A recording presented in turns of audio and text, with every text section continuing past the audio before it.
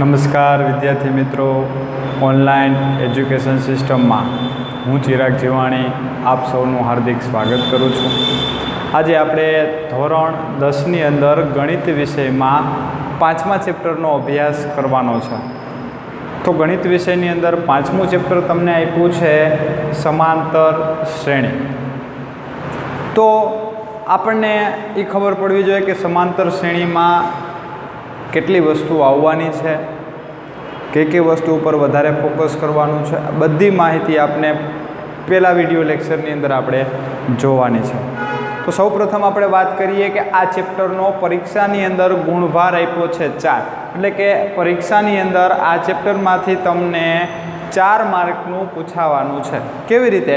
તો કે 1 ગુણની અંદર 1, એટલે કે હેતુલક્ષી પ્રશ્નમાં એકાદો હેતુલક્ષી હોય અને એક આવશે 3 ગુણમાં. 3 ગુણમાં એક દાખલો પૂછાય અને ફૂદડી આપી છે એટલે એવું દર્શાવે છે કે એના અથવામાં બીજો પણ દાખલો આપેલો હોય. તો સમાંતર શ્રેણીમાં આપણે શું જોવાનું છે? તો કે n પદ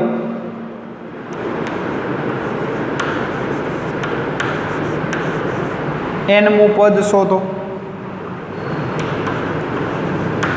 n પદનો સરવાળો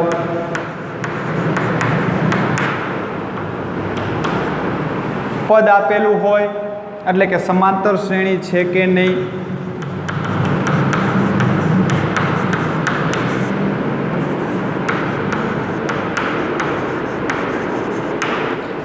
ફિબોનાકી શ્રેણી,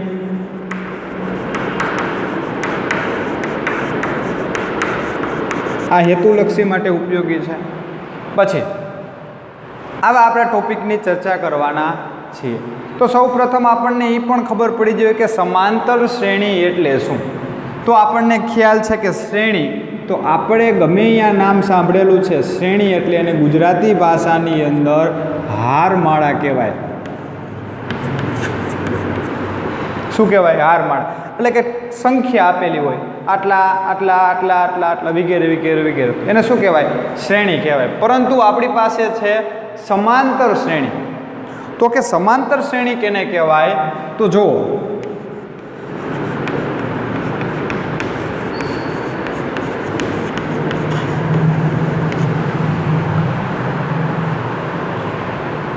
તો કે કોઈ શ્રેણીમાં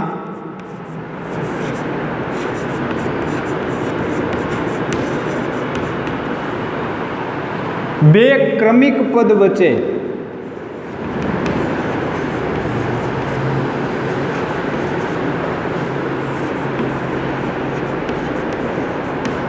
તફાવત સમાન હોય. આ તફાવત કયો કે સામાન્ય તફાવત કયો? બે એક જ. તફાવત કેવો થાય? સમાન હોય. તો આપેલી શ્રેણીને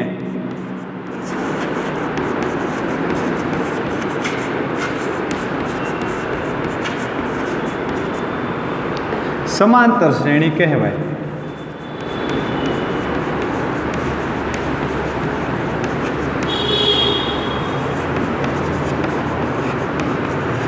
હવે તમને એવો પણ પ્રશ્ન થાય, સામાન્ય તફાવત એટલે શું? તો આપણે એકાદું ઉદાહરણ જોઈને સમજીએ. દાખલા તરીકે તમારી પાસે આપ્યા છે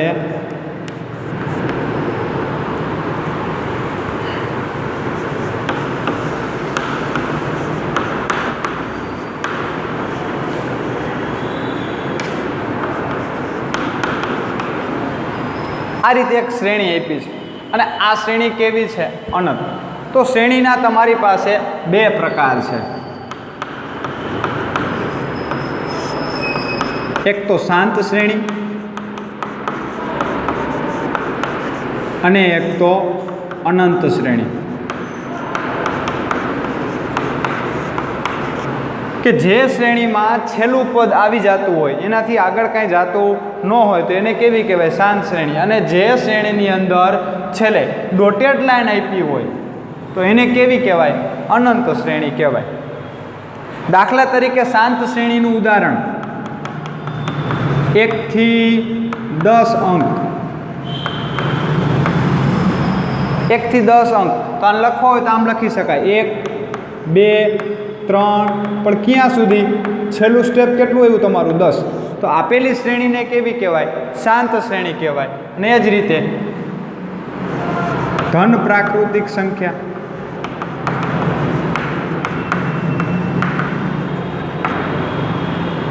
તો પ્રાકૃતિક સંખ્યાની અંદર કોણ આવે 1 2 3 4 5 ક્યાં સુધી અનંત સુધી તો આને અનંત શ્રેણી કહેવામાં આવે છે અને ઓને કેવી કહેવાય શાંત હવે આપણે ચર્ચા કરવાની છે કે આપેલી શ્રેણી રહી એ કેવી છે સમાંતર શ્રેણી છે કે નહીં તો સૌ પ્રથમ જે શ્રેણીનું પહેલું પદ આપ્યું હોય એને એ વડે દર્શાવાય છે શેના વડે એ વડે તો એ એટલે અહીંયા પ્રથમ પદ થશે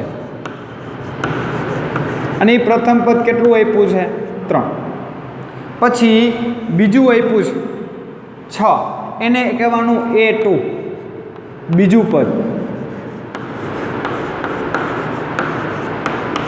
6 પછી પૂછે બાજુમાં એ ત્રીજું પદ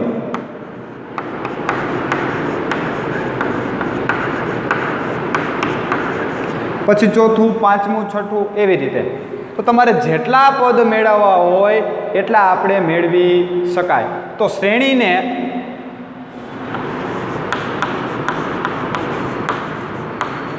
AN TN વડે દર્શાવાય એનમું પદ જોતું હોય તો AN વડે દર્શાવાય તો હવે તમને કીધું કે ક્રમિક તફાવત સામાન્ય તફાવત કયો કે બે પદ વચ્ચેનો ક્રમિક તફાવત એટલે કે ડિફરન્ટ એટલે તફાવતને તમારે અહીંયા ડી વડે દર્શાવવાના થશે શેના વડે તો કે ડી વડે તો જોઈએ આપણે પહેલો તફાવત મેળવીએ પહેલો તફાવત એટલે અહીંયા આવે સામાન્ય તફાવત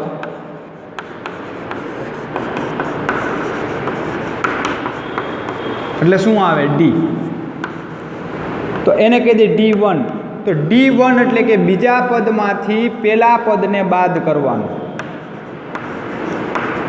બીજા પદમાંથી પહેલા પદને શું કરવાનું બાદ તો બીજું પદ તમારી પાસે છે 6 અને પહેલું પદ તમારી પાસે છે 3 તો તમારી પાસે અહીંયા સામાન્ય તફાવત એટલે કેટલો મળ્યો તો કે 3 હવે ડી ચકાસવાના તો પહેલો સામાન્ય તફાવત મળ્યો એ જ રીતે D2 બીજો સામાન્ય તફાવત જોતો હોય તો ત્રીજા પદમાંથી કેને બાદ કરવાના તો કે બીજા પદને તો ત્રીજા પદમાંથી બીજા પદને બાદ કરવું એટલે કે 9 માંથી 6 જાય તો પણ જવાબ કેટલો આવ્યો 3 તો D2 ની કિંમત પણ તમને મળી 3 એ જ રીતે ત્રીજો તફાવત ચેક કરીએ D3 તો ચોથા પદમાંથી કેને બાદ કરવાના તો કે ત્રીજા પદને શ્રેણીનું ચોથું પદ એટલે 12 અને ત્રીજું પદ એટલે 9 તો કે 12 માંથી 9 જાય તો કે 3 D3 તો તમારે તફાવત જોવાનું તો જોવો જોઈએ દરેકમાં તફાવત કેટલો મળે છે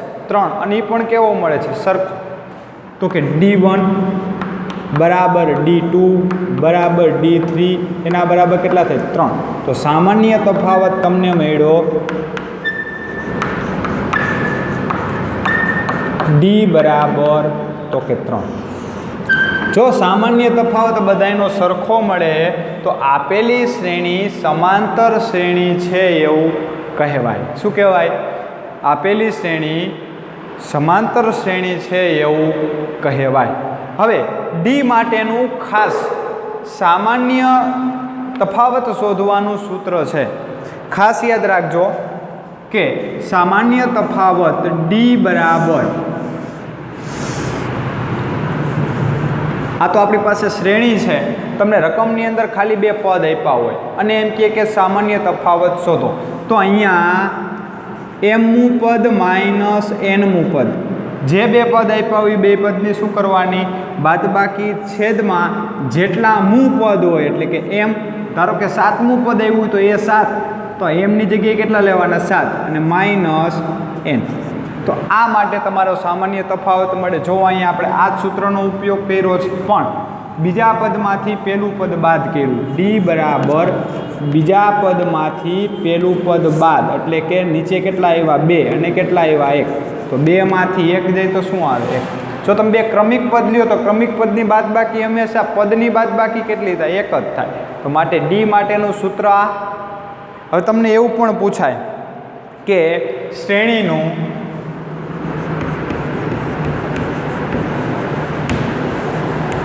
સાતમું પદ એટલે 10 અને ત્રીજું પદ એટલે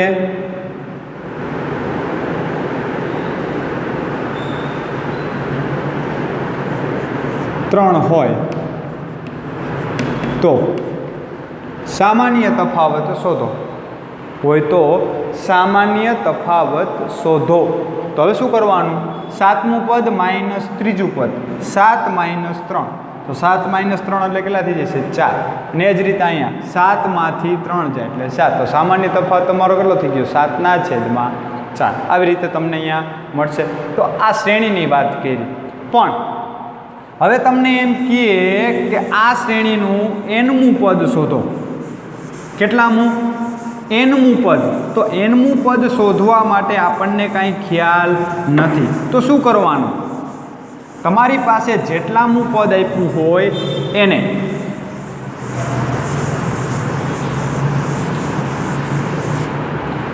તો જુઓ, દરેક શ્રેણીની અંદર ડીનો ઉમેરો થાય છે, એટલે કે 3નો ઉમેરો થાય છે. તો કોઈ પણ શ્રેણી આપી હોય એ એન, જેને લખવી તો આમ લખી શકાય એ, પછી શું થાય? એ વત્તા ડી, પછી શું થાય? એ વત્તા 2 વખત ડી ઉમેરવાના, વળી એ વત્તા કેટલા ડી થશે? 3D. એ વત્તા 4D. ક્યાં સુધી હાલે? તો કે અનંત સુધી. તો શું કહેવા માગું છું? બરાબર સમજજો. એ એટલે 3 હતા, 3 માં 3 ઉમેર્યા તો 6 થયા. એ એટલે 3. હવે 3 દૂને 6. એ જ રીતે એ એટલે 3, 3 ચોક 12, સોરી 3 તેરીને 9. એ જ રીતે એ હતા એટલે કે 3 અને 4 તેરીને 12. તો જોવું જોઈએ, 3 ના 3, પછી એવા 6, પછી એવા 9, પછી એવા 12, પછી એવા 15 હાલે. તો જોવો જોઈએ, જે શ્રેણી હતી શ્રેણી મળી ગઈ. તો એ એન એટલે આ સમાંતર શ્રેણી થઈ ગઈ. તો પહેલું પદ જોતું હોય, બીજું પદ જોતું હોય એટલે ખાલી ડી, ત્રીજું પદ જોતું હોય એટલે 2D, ચોથું પદ જોતું હોય એટલે 3, 4 માંથી 1 જાય એટલે 3D, પાંચમું પદ જોતું હોય તો 4D. મને એમ થાય કે 11મું પદ જોઈએ છે, તો 11 માંથી 1 જાય એટલે કેટલા આવે? 10. તો એ વત્તા કેટલા થઈ ગયા? 10D. એટલે કે 1 શું કરવાના? ઓછા. તો આ શ્રેણીનું મારે nમું પદ મેળવવું હોય. કેટલામું પદ મેળવવું હોય? nમું પદ, જેને Tn વડે દર્શાવાય. તો Tn બરાબર એનું સૂત્ર થશે a વત્તા n માઇનસ 1 ઇન્ટુ ડી. કારણ કે nમું પદ હોય તો 1 શું કરીએ છીએ? ઓછા. 10મું પદ જોતું હોય તો T10 બરાબર a વત્તા 10 માંથી 1 જાય એટલે કેટલા ડી આવે? 9D. 11 જોતા હોય તો 11 માઇનસ 1 એટલે કેટલા થઈ ગયા? 10D. તો આવી રીતે પદ મળે. Tn જ્યાં nમું પદ એ પ્રથમ પદ, પછી n એટલે કે પદની સંખ્યા અને ડી એટલે સામાન્ય તફાવત. ડી એટલે સામાન્ય તફાવત. તો આ રીતે તમને કોઈપણ શ્રેણીનું nમું પદ મેળવી શકો. તો આ સૂત્ર ખાસ યાદ રાખવાનું છે તમારે, કારણ કે છેલ્લે જાઓ તમે એટલે એને આ રીતે લખી શકાય કે a વત્તા n minus 1 into D. Ready? તો આ સમાંતર શ્રેણીનું nમું પદ શોધવા માટેનું સૂત્ર છે. સમાંતર શ્રેણીનું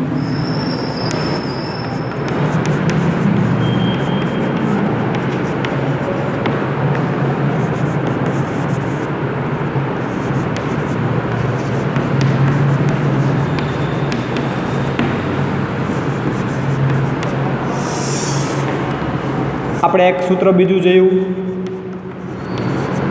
સામાન્ય તફાવત, તો કે ડી બરાબર AM માઇનસ AN છેદમાં M માઇનસ N. તો આ તમારી સમાંતર શ્રેણી અને સમાંતર શ્રેણીનું nમું પદ શોધવા માટેના સૂત્રની ચર્ચા કરી.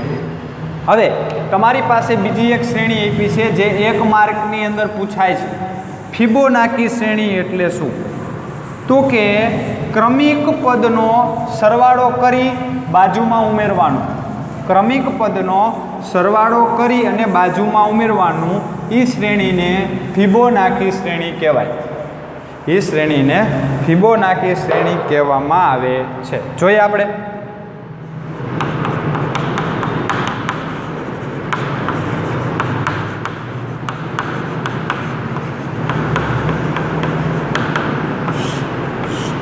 તો કે કોઈ શ્રેણીનું પ્રથમ પદ, માની લ્યો દાખલા તરીકે અહીં આપ્યા છે 2, તો બીજું પદ કેવું થાય? 2 નું 2 જ થાય. ત્રીજું પદ કેવી રીતે થાય?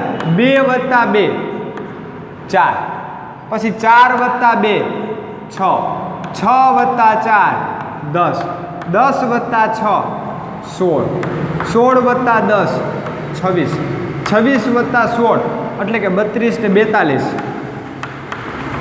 આ શ્રેણી છે એને ફિબોનાકી શ્રેણી કહેવાય. સેમ હિયર બીજું ઉદાહરણ જોઈએ. દાખલા નંબર 2, 1 હતા તો બીજું પદ પણ શું થાય? 1.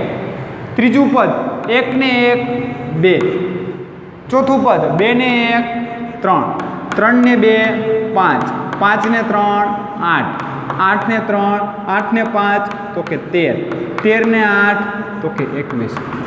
આ રીતે મળે તો આ શ્રેણીને શું કહેવામાં આવે છે? ફિબોનાકી શ્રેણી કહેવામાં આવે છે. તો આપણે સમાંતર શ્રેણી આધારિત નેક્સ્ટ વિડીયોની અંદર આપણે સ્વાધ્યાય 5.1ની આપણે ચર્ચા કરવાના છીએ. સ્વાધ્યાય 5.1ના આપણે દાખલા જોશું. જો અમારો આ વિડીયો ગમ્યો હોય તો લાઈક કરો, શેર કરો, સબસ્ક્રાઈબ કરો.